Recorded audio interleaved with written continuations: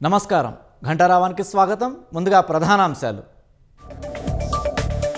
అసోం జోర్హాట్ విమాన ప్రమాదంలో 5గురు మృతి. ల్యాండింగ్ అవుతుండగా కూలిన IAFAN 32 విమానం.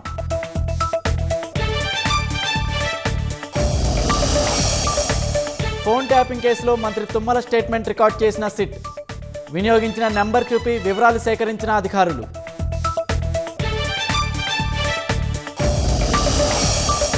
కాంగ్రెస్ పాలనలో అన్ని వర్గాలు ఇబ్బందుల్లో ఉన్నాయన్న కేటీఆర్. ప్రజా సమస్యలపై పోరాడాల్సిన బాధ్యత కార్యకర్తలదేనని సూచన.